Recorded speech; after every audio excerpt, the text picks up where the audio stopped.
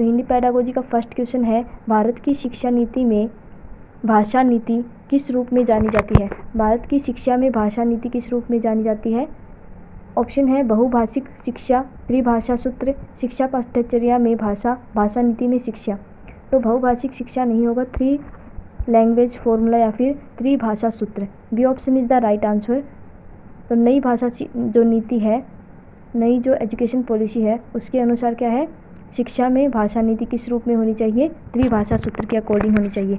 B option is the right answer. इसी के साथ हमारा अगला क्वेश्चन है, निम्नलिखित में से कौन सी भाषा की विशेषता नहीं है? तो भाषा की विशेषता नहीं वाला ऑप्शन पूछ रखा है इन्होंने। भाषा सांकेतिक है तो भाषा आर्बिट्रेरी है, ये बात बिल्कुल सही है। भाषा सिंबॉलिक है तो भाषा सिंबॉलिक है, ये बात बिल्कुल सही है। भाषा स्थिर है तो भाषा कभी भी स्थिर नहीं होती। यहीं पे क्या हो गया, बी ऑप्शन हमारा सही हो गया। भाषा कभी भी स्थिर नहीं होती, स्टैटिक नहीं होती, स्टैटिक नहीं होती। भाषा सामाजिक है, सोशल है, ये बात भी सही है। भाषा व्यवस्थित है, ये बात भी सही है, लेकिन इन्होंने नोट वाला पूछा है तो भाषा कभी भी स्थिर नहीं होती। B option is the right answer. और नोट वाले जो ऑप्शंस होते हैं, क्वेश्चंस होते हैं, इन पे खासकर ध्यान रखना है, क्योंकि कभी कभी नहीं दिखाई नहीं देता, जिससे हमारा जो ऑप्शन है, क्वेश्चन है, वो आते हुए भी गलत हो जाता है। अब क्या हो गया है कि सभी को क्वेश्चन तो पक्का आते मिलेंगे, लेकिन ये क्या करते हैं, इनके जो लैंग्वेज है ना, वो बहुत ज़्यादा हार्ड हो गई है, बहुत ज़्यादा हार्ड हो गई है, जिसकी वजह से बच्चों के क्या होते हैं, बिल्कुल कम मार्क्स आते हैं। इस बार जो 21 जनवरी को हमारे सीटेट का पेपर हुआ था, उसमें सिर्फ 8% रिजल्ट आया है। तो 8% रिजल्ट कितना कम है ना, बिल्कुल 27 लाख बच्चों ने क्या दिया था, पेपर दिया था, है ना। और उसके हिसाब से 8% बच्चे सिर्फ पास हुए हैं 90 मार्क्स से, किसमें, सीटेट में। तो ये बात, तो सिर्फ और सिर्फ कारण क्या है, देखो मोस्टली बच्चे क्या है, वो सीटेट का पेपर कर सकते हैं, इतना हार्ड नहीं आता, लेकिन ये क्या करते हैं, इनकी जो लैंग्वेज होती है ना, जो इन्होंने कंफ्यूज कर देते हैं बच्चों को, इतना लेंथी और इतना टाइम कंज्यूमिंग बनाते हैं कि क्वेश्चन पढ़ने में ही 2 से 3 बार तो पढ़ना पड़ता है, तब जाके वो क्वेश्चन क्या आता है, हमारे समझ में आता है। तो यही कारण है कि जिस वजह से भाई 8% इतना कम रिजल्ट आया है ना।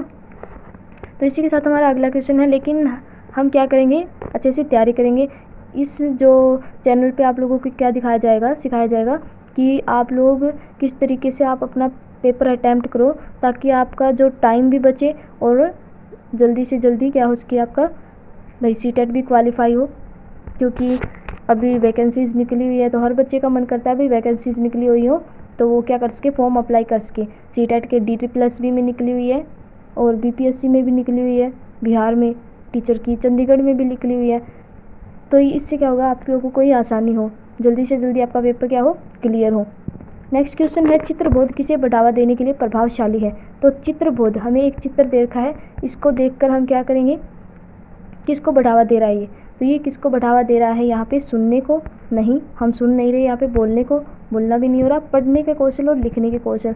तो बहुत से बच्चे इसमें कंफ्यूज होंगे कि भाई इससे पेंसिल का चित्र है तो पेंसिल से हम क्या करते हैं, लिखते हैं, है ना, पेंसिल से हम लिखते हैं। लेकिन इन्होंने पूछ क्या रखा है भाई, अब हम इस चित्र को देख रहे हैं तो चित्र को देखकर क्या कर रहे हैं भाई, हम पढ़ रहे हैं, है ना।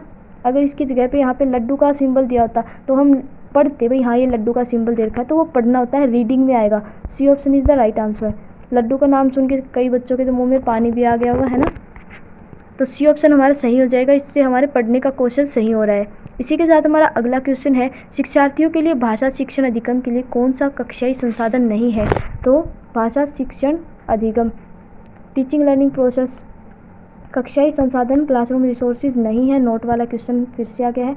तो कक्षा पुस्तकालय क्लासरूम लाइब्रेरी है, ये तो भाषा शिक्षण अधिगम का कक्षाई रिसोर्स क्या है, क्लासरूम रिसोर्स है। पठन कोना, तो पढ़ने का एक कोना भी क्लासरूम में है, ये भी सही हो जाएगा। कक्षाई प्रक्रियाएं, क्लासरूम प्रोसेसेस, जितनी भी क्लासरूम प्रोसेसेस होती हैं, एग्जाम्पल के लिए कुछ भी ले लो आप, तो वो क्या होती है, क्लासरूम प्रोसेसेस कक्षाई संसाधन नहीं है भाषा शिक्षण अधिगम के लिए। तो सी ऑप्शन ही हमारा क्या हो जाएगा, सही हो जाएगा। शब्द दीवार वर्ड वॉल है, ये भी क्या है, क्लासरूम रिसोर्स है, लेकिन उन्होंने नहीं पूछ रखा है, तो कक्षाई प्रक्रियाएं हैं, वो कक्षाई संसाधन नहीं है। C option is the right answer. इसी के साथ हमारा अगला क्वेश्चन है, उपचारात्मक शिक्षण के बारे में कौन सा कथन सही है? तो उपचारात्मक शिक्षण क्या होता है, रेमेडियल टीचिंग। पहले हम डायग्नोज करते हैं, भाई बच्चे को कहाँ पे दिक्कत आ रही है पता लगाते हैं, ठीक है। उसके बाद क्या करें, हम रेमेडी देते हैं, रेमेडी प्रोवाइड करते हैं, उपचार देते हैं बच्चे को, ताकि वो क्या कर सके, प्रदर्शन उपलब्धि सुधार हेतु मदद करना।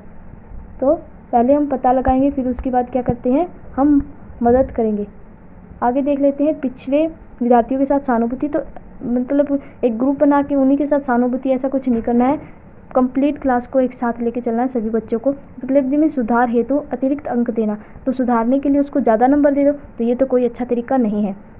मेधावी बच्चों को अतिरिक्त ध्यान देना, तो सभी बच्चों को, सभी क्लासरूम के बच्चों को क्या करता है, साथ लेके चलना होता है, ना कि उनको ग्रुप्स में डिवाइड करना या फिर लेबल करना। तो ये सबसे गलत ऑप्शन होते हैं। अगर ये ऑप्शन आपको दिखाई दे तो तुरंत इनको एलिमिनेट कर दो, जिससे आप आसानी से क्या होगा, आप लोग आंसर तक पहुंच पाओगे। इसी के साथ हमारा अगला क्वेश्चन है, निम्नलिखित में से कौन सा पठन पूर्व गतिविधि को समर्पित करता है।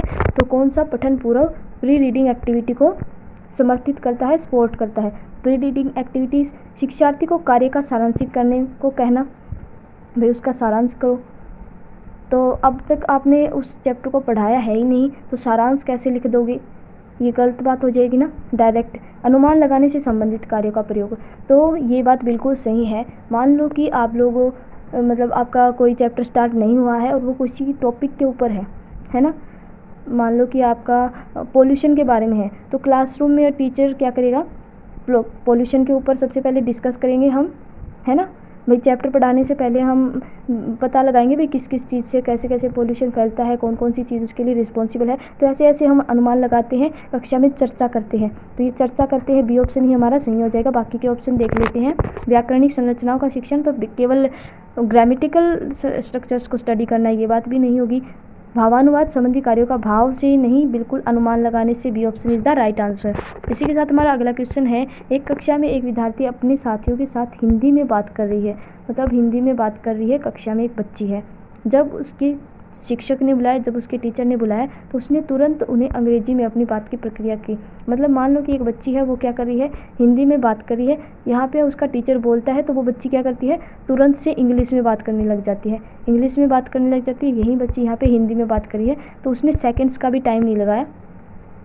रिस्पॉन्स टीचर को किस में करिए, इंग्लिश में। तो उसने क्या कर दिया, अपनी बात को, लैंग्वेज को क्या कर दिया, स्विच कर दिया। इसको क्या बोलते हैं हम, कोड स्विचिंग, ठीक है। इसी के साथ हमारे ऑप्शन देख लेते हैं, कोड स्विचिंग, कोड मिक्सिंग, अर्थ निकालना। तो ये तीन ऑप्शन गलत हो जाएंगे। A option is the right answer. Code switching, अपनी एक भाषा को तुरंत दूसरी भाषा में कन्वर्ट करना क्या हो जाता है, कोड स्विचिंग, स्विच कर दिया उसने अपने। A option is the right answer हो जाएगा। इसी के साथ हमारा अगला क्वेश्चन है, निम्नलिखित में से कौन सा परीक्षण स्वाभाविक रूप से भाषा के कौशलों को मापता है जिसमें पूर्ण तार्किक स्पष्टीकरण की आवश्यकता होती है। तो भाषा के कौशल कौन से होते हैं, 4 भाषा के कौशल होते हैं, सुनना, बोलना, पढ़ना, सुनना, बोलना, पढ़ना और लिखना। 4 कौशल हैं जिसके बारे में हम सभी को पता है ना। 4 कौशल हैं भाषा के। सुबोपल्ली के नाम से भी जो एक मतलब इसका निमोनिक बनाया हुआ है। तो किस में हो सकता है ये, पठन अवबोधन, अकेले पढ़ के ही हम पता लगा सकते हैं भाई इसका जो भाषा के कौशल है ये बिल्कुल ठीक है। चारों के चारों कौशल का एक साथ पता लगाना है, वो किस में हो सकता है संभव। व्यक्तिनिष्ठ, पर्सन टू पर्सन हम देख के पता लगा सकते हैं। भाई मैं जब आमने सामने 2 व्यक्ति होंगे तभी तो वो पता लगा पाएगा भाई इसकी जो चारों के चारों कौशल है वो अच्छे हैं या बुरे हैं। ये बात मानते हो ना आप लोग। तो व्यक्तिनिष्ठ। वस्तुनिष्ठ में वो जाएगा जिसमें हाँ या ना में जवाब देना, या फिर ऑप्शंस में, बहुविकल्पीय प्रश्न में भी आपको ऑप्शंस मिले होते हैं, चूज करना होता है, तो ये नहीं होगा। व्यक्तिनिष्ठ, B option is the right answer, है ना। अगर समझ में ना आ रहा हो तो कमेंट जरूर कर देना, आपके कमेंट्स का रिप्लाई होगा। लेकिन कमेंट्स क्या होने चाहिए, आपके सभ्य होने चाहिए, है ना। इस बात का तो आप लोगों को ध्यान में रखना चाहिए। भाई आपको कोई टीचर पढ़ा रहा है तो आप उसको अच्छे कमेंट करें। अगर कुछ ना समझ में आ रहा हो तब भी कोई गाली देने की ऐसे ये वाली ज़रूरत नहीं होती बच्चों को, है ना। कोई आपको मेहनत करके कुछ बता रहा है तो उसका थोड़ी बहुत तो आपको भी क्या करनी चाहिए, रिस्पेक्ट करनी चाहिए। मेरा मानना तो यही, बाकी आप लोगों की सोच है। इसी के साथ हमारा अगला क्वेश्चन है, कक्षा 7 की शिक्षिका अपनी कक्षा में 5-5 समूह के बांटकर उनकी रुचि के अनुसार विषय वस्तु का विस्तार करने वाली अलग अलग थीम देती है। तो 5-5 बच्चों के क्या कर रही है, समूह में बांट रही है और फिर उनको क्या कर रही है, उनकी रुचि के अनुसार अलग अलग थीम दे रही है, ठीक है। और समूह को उससे संबंधित विचारों तथा सूचनाओं को एकत्रित करने, लोगों को साक्षात्कार करने और उसे समझकर रिपोर्ट लिखने। तो उन समूह को क्या कर दिया, उनको जो थीम दिया है, जो टॉपिक दिया है, उस पर सूचना एकत्रित करनी है, लोगों से बातचीत करनी है और उसके अकॉर्डिंग क्या करनी है, कोई रिपोर्ट तैयार करनी है। तो ये जो विद्यार्थियों का संकलन करने वाली इस गतिविधि को क्या कहेंगे। तो देखो, सबसे पहले बच्चे इसमें कन्फ्यूज होंगे कि समूह में बांटा है तो समूह कार्य, तो ये वाला ऑप्शन तो बिल्कुल ही गलत कर दो, क्योंकि इसमें अकेला समूह में बांटा नहीं है, एक थीम भी दिया है, एक टॉपिक भी दिया है और उस पर टॉपिक पे क्या कर रहे हैं बच्चे, काम कर रहे हैं, रिपोर्ट तैयार कर रहे हैं, मतलब कि क्या कर रहे हैं, प्रोजेक्ट बना रहे हैं, है ना। तो प्रदत्त कार्य नहीं होगा, पोर्टफोलियो भी नहीं होगा, परियोजना कार्य, प्रोजेक्ट वर्क, ये option is the right answer, क्योंकि यहाँ पे बच्चे को समूह में भी बांटा है, प्लस में उसने एक थीम भी दिया है जिसपे वो बच्चे काम कर रहे हैं और रिपोर्ट तैयार कर रहे हैं। इससे हम अब देखो इसको कितना बढ़ा चढ़ा के टॉपिक, ये जो क्वेश्चन दे रखा है, बच्चा जब तक समझेगा तब तक 1 मिनट तो उसकी निकल ही जाएगी, अगर अच्छे से उसने प्रैक्टिस नहीं कर रखी है, क्योंकि आप लोग जानते हो practice make a man perfect, है ना। जितनी ज़्यादा प्रैक्टिस करोगे, क्योंकि ऐसा कोई बंदा नहीं होता भाई जिसको कुछ ना आता हो, लेकिन वो क्या करती है, हमारा टाइम कंज्यूमिंग नहीं होना चाहिए, टाइम की अहमियत सबको पता होनी चाहिए, है ना। तो इसी के साथ हमारा अगला क्वेश्चन है, निम्नलिखित में से कौन सी भाषा की एक विशेषता नहीं है। तो ये क्वेश्चन PYQs हैं, तो इसमें मैं आपको बता दूं पहले भी ये क्वेश्चन आ चुका है, लेकिन अब की बार क्या है, ऑप्शन अलग है।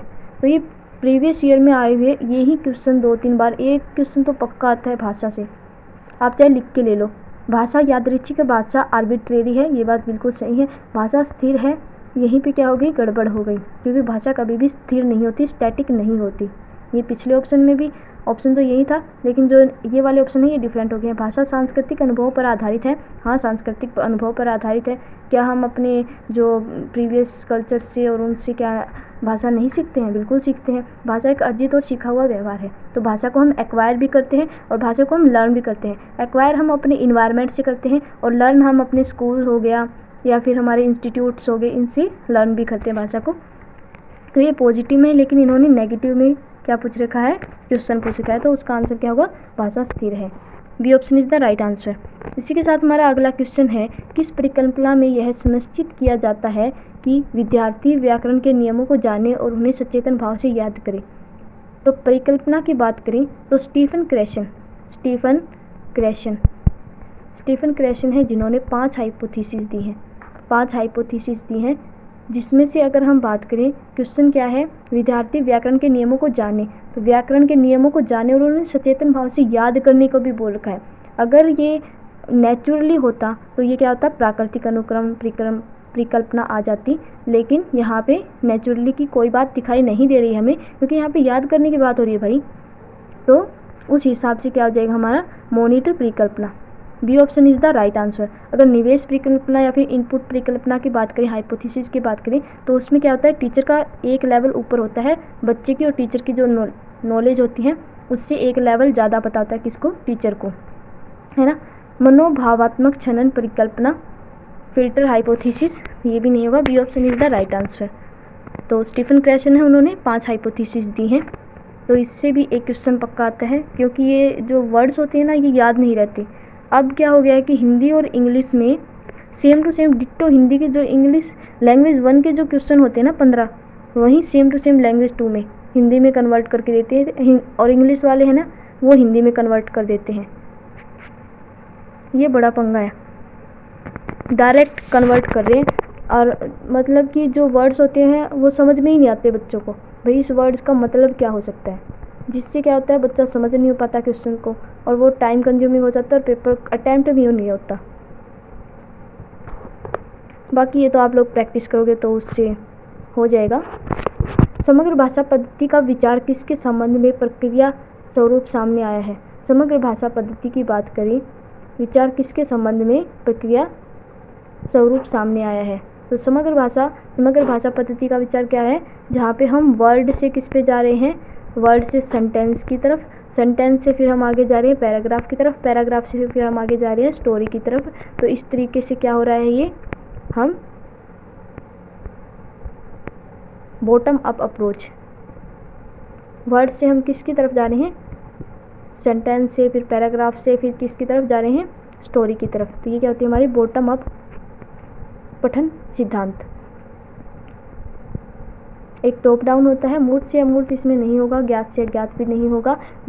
बॉटम अप और टॉप डाउन में बहुत कंफ्यूजिंग होता है, तो इसको अगर आप लोग अच्छे से समझ के करोगे तो आसानी भी बहुत है इसमें, और इससे एक क्वेश्चन पक्का आता है। बहुत कंफ्यूजिंग होता है ये, हर साल देखने को मिलता है इससे एक क्वेश्चन। कक्षा 7 की शिक्षिका शिक्षार्थियों को भाषा के कुछ संकेत, वाक्यांश और कुछ वाक्यांश देती है, जैसे कि मैं ठीक हूँ, मेरे अनुसार क्या मामला है। तो ये क्या दे रखे हैं, 3 सेंटेंस दे रखे हैं, ठीक है। तो इन सेंटेंस से देख के क्या बताएं, आपके अनुसार वह कक्षा में कौन सा उपागम अपनाती है, अप्रोच कौन सी अप्रोच को अपना रही है। संप्रेक्षणात्मक, तो संप्रेक्षण नहीं कर रही उसने, तो बस कुछ वाक्यांश दिए हैं। संदर्भ में व्याकरण नहीं, 3 सेंटेंस में क्या वो संदर्भ में व्याकरण सीख जाएंगे बच्चे। संरचनात्मक स्ट्रक्चर्स के बारे में बात नहीं हो रही है यहाँ पे। कोश विषयक उपागम, लेक्सिकल वर्ड्स, लेक्सिकल अप्रोच या फिर कोश विषयक उपागम। D option is the right answer. इसी के साथ हमारा अगला क्वेश्चन है, और ये लास्ट क्वेश्चन है, टोटल 15 क्वेश्चन हो जाएंगे हमारे। वह प्रश्न जो शिक्षार्थियों को पठन सामग्री को पढ़ने जैसे दिए गए निवेश से आगे जाने में समर्थन बनाता है।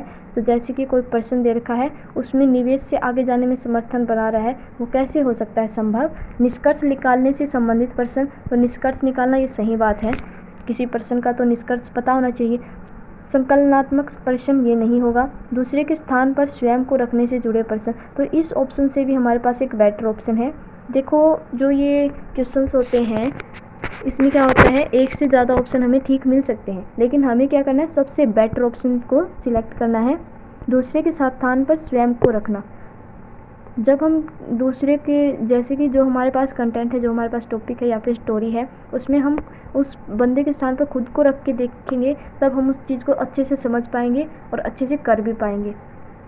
संरचनात्मक लेखन प्रश्न ये भी नहीं होगा। C option is the right answer. तो आज के हमारे क्वेश्चन खत्म होते हैं यहीं पे। अगर वीडियो पसंद आए तो वीडियो को लाइक करें, चैनल को सब्सक्राइब करें और वीडियो को ज़्यादा से ज़्यादा शेयर करें।